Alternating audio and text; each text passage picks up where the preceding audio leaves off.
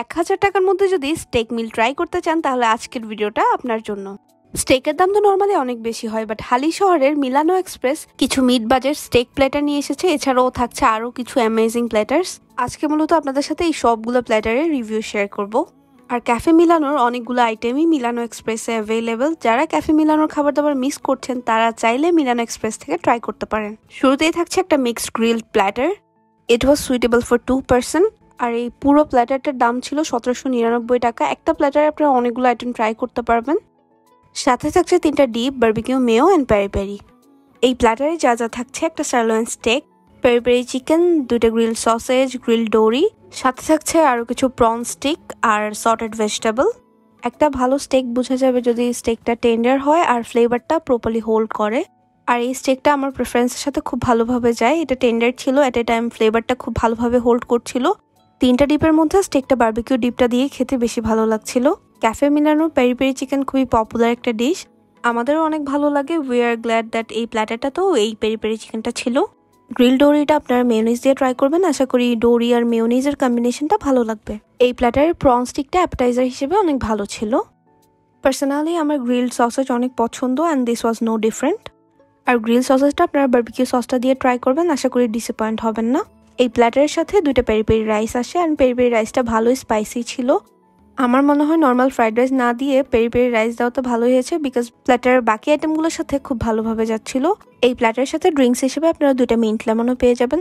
Overall for 1799 টাকা আপনি দুজনের জন্য একটা কমপ্লিট মিল পাচ্ছেন। নেক্সট যে প্ল্যাটারটা থাকছে দিস ওয়াজ ফর 1 পারসন। এই সার্লোইন স্টেকটার প্রাইস পড়বে 999 টাকা।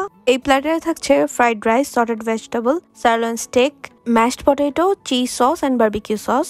সার্লোইন স্টেক নিয়ে তো অলরেডি বললাম। এই প্ল্যাটারের নতুন যে আইটেমটা ছিল সেটা হচ্ছে ফ্রাইড রাইস, সটেড ভেজিটেবল আর ম্যাশড পটেটো। এটা সটেড ভেজিটেবলটা ডিফারেন্টভাবে করে। ম্যাশড পটেটোটা অনেক ক্রিমি ছিল, আমার জন্য একদম পারফেক্ট ছিল। চিজ সসের সাথেও স্টেকটা ভালো যাচ্ছিল।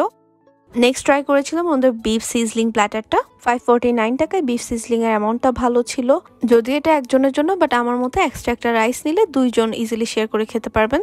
যারা সিজলিং এশিয়ান ফিউশন ফুড পছন্দ করেন তারা এটা ট্রাই করে দেখতে পারেন।